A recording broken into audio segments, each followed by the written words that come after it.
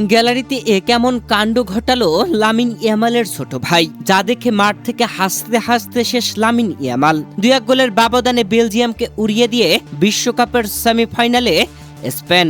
প্রিয় দর্শক, বিশ্বকাপের সেমিফাইনালে ওঠার লড়াইয়ে কোয়ার্টার ফাইনালের ম্যাচে মাঠে নেমেছিল স্পেন ও বেলজিয়াম। আর এই ম্যাচে মাঠে নেমে দুই দলই প্রথমার্ধে একটি করে গোল আদায় করে নিয়েছিল।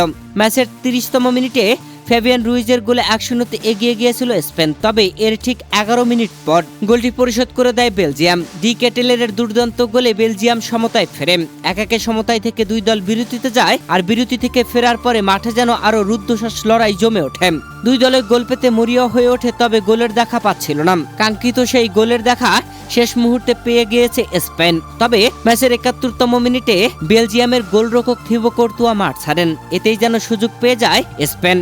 স্পেনের বিপক্ষে গোলবারে দেওয়াল হয়ে দাঁড়িয়ে থাকা থিবো কর্তুয়া ইনজুরিতে মাঠ ছাড়েন। কাঁদতে কাঁদতে মাঠ ছাড়েন তিনি। এটাই যেন তার শেষ বিশ্বকাপ ম্যাচ। শেষ পর্যন্ত সেটাই হলো, জিততে পারল না বেলজিয়াম, হেরে বিদায় নিতে হলো বিশ্বকাপ থেকে। প্রিয় দর্শক, ম্যাচের 88তম মিনিটে নতুন গোলকিপারকে পরাস্ত করে গোল আদায় করে নেয় স্পেন। স্পেনের হয়ে এই গোলটি করেন মাইকেল মেরিনো। মেরিনোর এই গোলে বেলজিয়ামকে 2-1 গোলের ব্যবধানে হারিয়ে স্পেন বিশ্বকাপের সেমিফাইনালে জায়গা করে নিল। তবে বিদায় নিল বেলজিয়াম।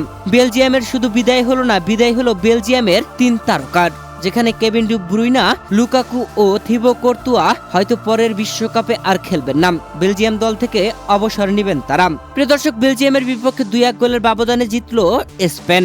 আর ম্যাচ শেষে গ্যালারির দিকে ক্যামেরা ধরতেই দেখা যায় লামিন ইয়ামালের ছোট ভাইয়ের হাস্যকর কাণ্ড।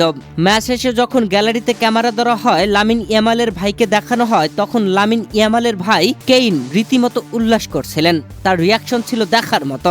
একবার এক রকম মুখের ভিজকি দিচ্ছিলেন তিনি, যা মাঠ থেকে গ্যালারিতে থাকা বড় স্ক্রিনে দেখতে পাচ্ছিলেন লামিন ইয়ামাল। আর লামিন ইয়ামাল তার ছোট ভাইয়ের এমন কাণ্ড দেখে হাসি থামাতে পারছিলেন না।